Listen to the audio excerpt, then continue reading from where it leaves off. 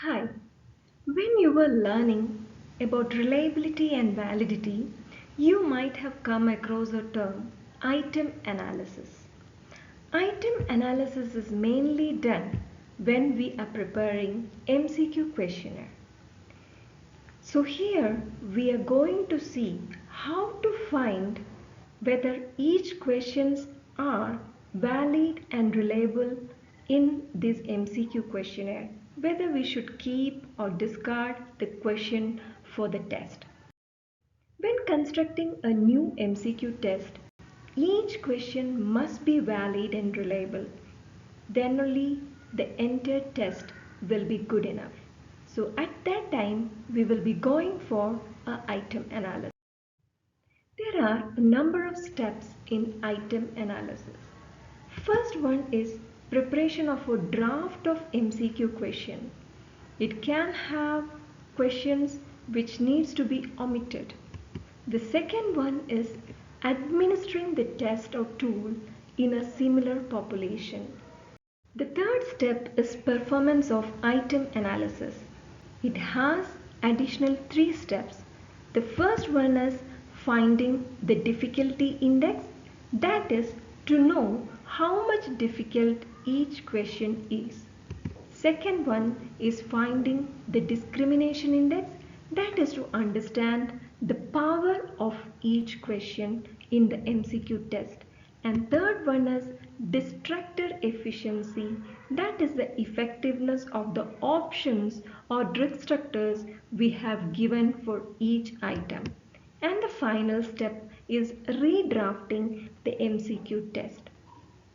So we will be moving on to the performance of the item analysis with the first step of finding the difficulty index. Difficulty index. It is used to measure the proportion of students who answered the item correctly. It shows how difficult or easy the question was. It also helps us to replace that particular question. We will see the difficulty index with the help of an example. Here, a questionnaire is given to 30 students. This is for the question number 1. The correct answer is given with a star mark. For the question number 1, option C is the correct answer which 24 students have given.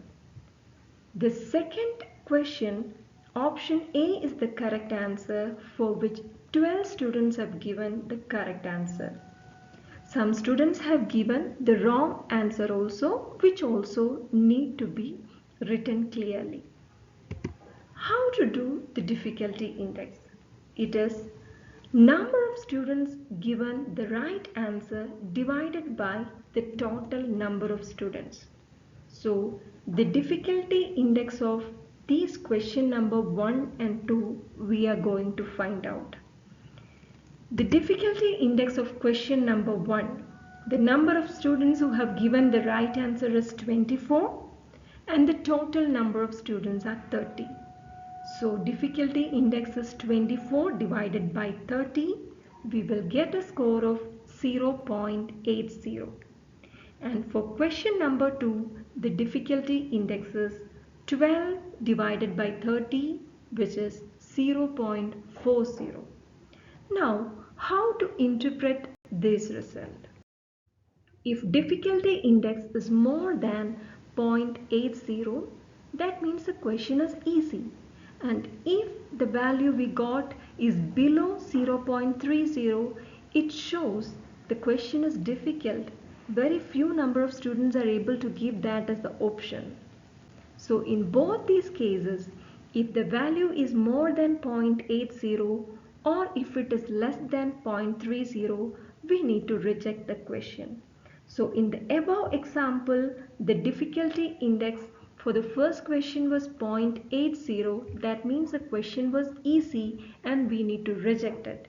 And for the second question, it was 0.40. That means it is between these two. So at that step, we need to accept that question. That means the second question we will be retaining and the first question we will be rejecting. So that is just a first part, the finding the difficulty index. Now moving to the second step, that is finding the discrimination index. Discrimination index. For this, you need to arrange the students with higher overall score at the top. Then divide this entire thing into two halves, top half and bottom half. Calculate the discrimination index. The calculation has got two steps. The first one is subtract number of students in lower group who got item correct from number of students in the upper group who got the item correct. The second step is divide this by number of students in each group. These steps you will better understand with the help of an example. So here there are 10 students A to J. According to their scores, we have arranged the students. The student H got a score of 90. Student E also got a score of 90.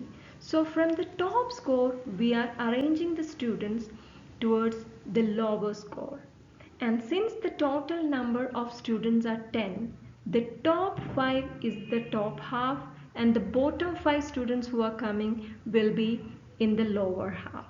Now we have to write for each question. If the number of questions are 10, you need to mention the question numbers as 1, 2, 3, 4, 5, 6, 7, 8, 9, 10.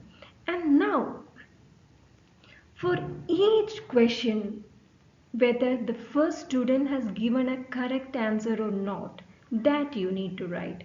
For example, now you take the student H. For the question number 1, whether the answer given was correct or not. If it's a correct answer, you need to give a score of 1. For the second question, whether the student H gave a correct answer, no. So we will be giving a score of 0. For the third question again, the student H gave a correct answer, so we will give a score of 1. We will see one more thing. For example, take the student D. The student D, for the first question, given a wrong option, so 0 marks.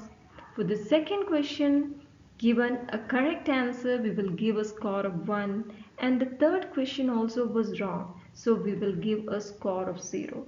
So we need to arrange all the students according to the marks they scored from top to bottom, and for each question whether they have given a correct answer or wrong answer. After making this table, now we are going to calculate the discrimination index. We will see how to calculate the discrimination index for the above said data. For question number 1, the upper group has how many number of correct responses?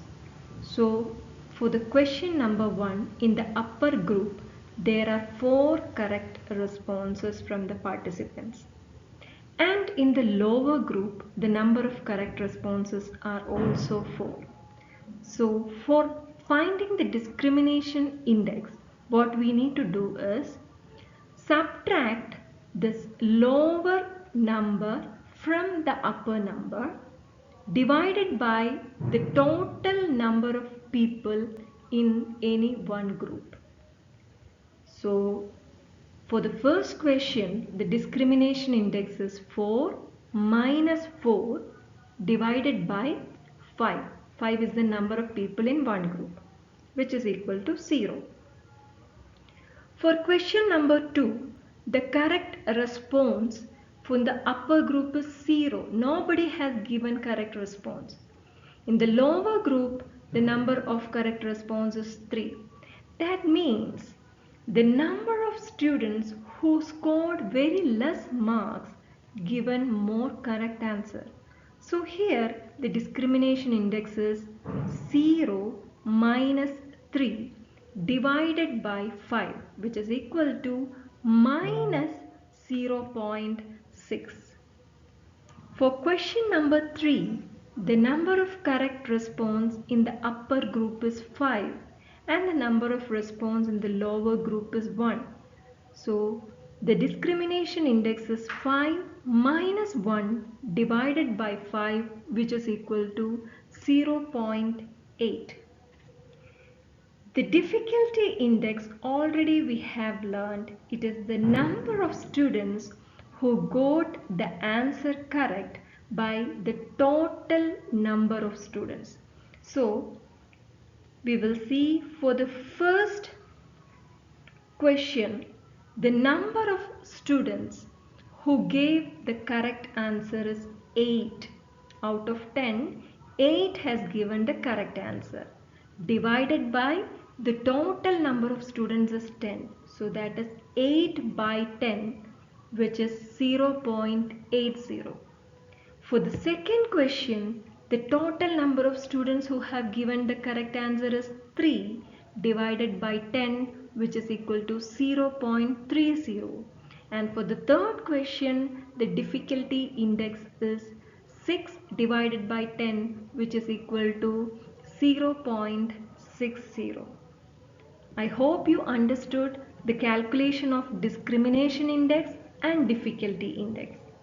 Discrimination index is calculated by subtracting number of students in the lower group who has given the correct response from the number of students in upper group who got the items correct divided by the total number of students in each group.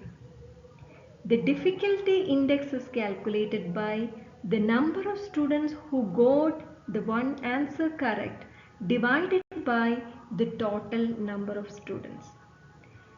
We are going to see the positive discrimination index and negative discrimination index.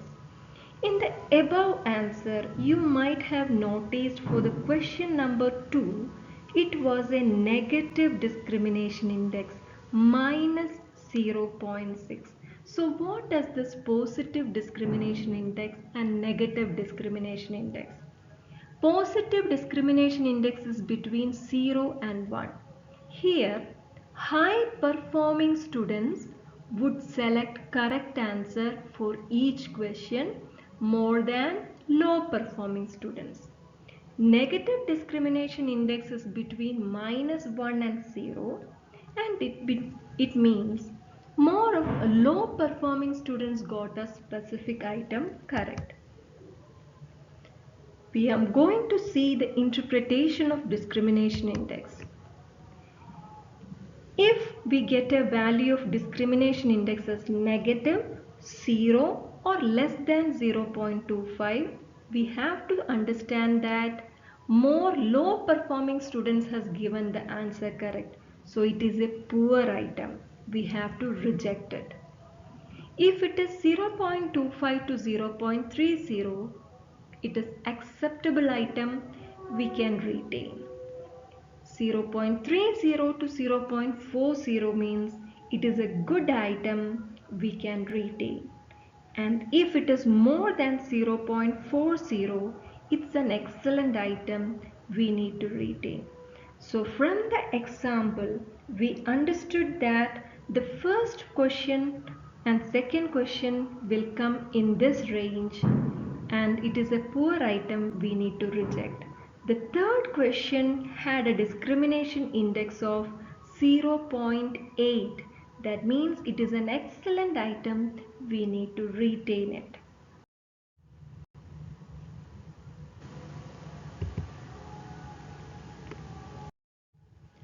Distractor efficiency. A distractor chosen by less than 5% student is considered an inappropriate and must be revised.